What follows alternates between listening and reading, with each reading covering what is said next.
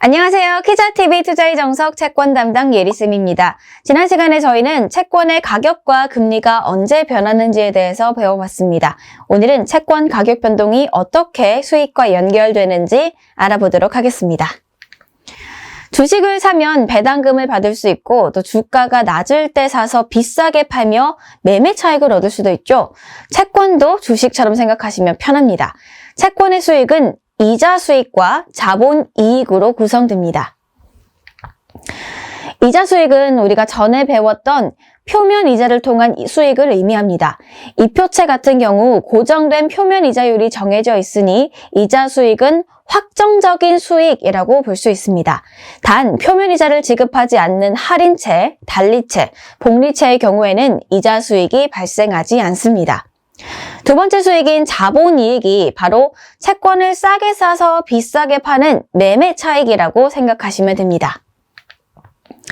저번 시간에 채권의 가격과 수익률은 서로 반비례하는 관계를 가지고 있다고 배웠는데 만약 지금 채권 수익률이 많이 상승했다면 이는 채권 가격이 떨어진 상태라는 뜻으로 해석할 수 있겠죠.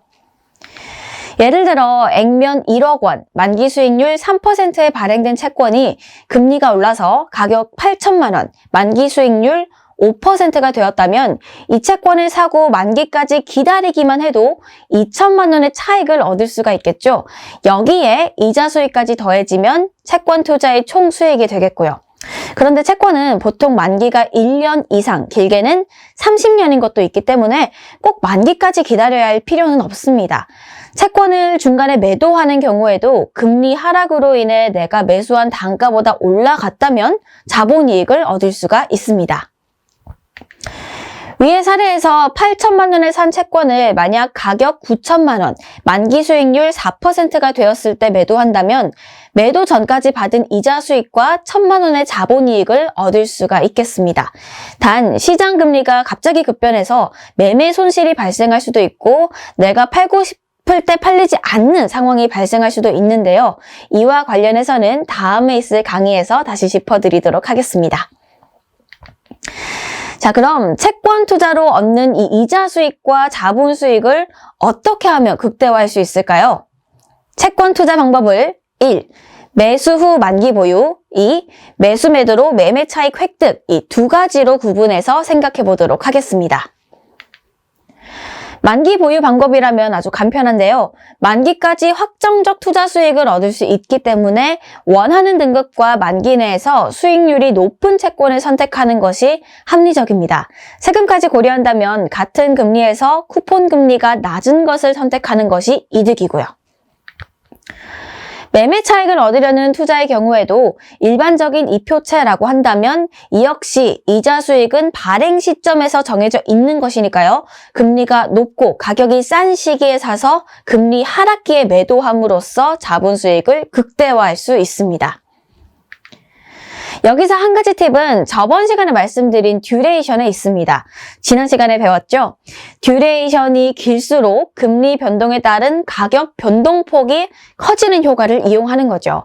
금리 상승기에는 채권 가격이 떨어지기 때문에 가격 변동폭이 작은 단기채가 유리합니다. 반면 금리가 내려가는 시기에는 가격이 더 크게 상승하는 장기채를 통해서 더 큰 매매 차익을 얻을 수가 있답니다.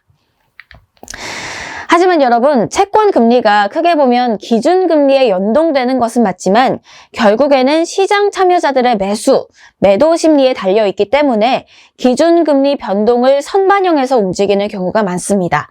즉, 기준금리를 인상하기 전에 채권금리는 먼저 오른다거나 동결 혹은 인하가 예상되면 빠르게 하락하는 경우인데요.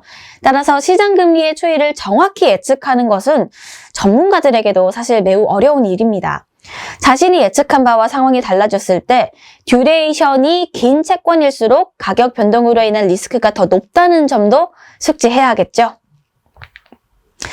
이번 시간에는 채권으로 수익을 얻는 원리에 대해서 알아봤는데요. 다음 시간에는 실제로 채권에 어떻게 투자하는지에 대해서 알아보자고요. 지금까지 자산을 키우는 올바른 습관, 키자TV 투자의 정석 예리쌤이었습니다. 안녕!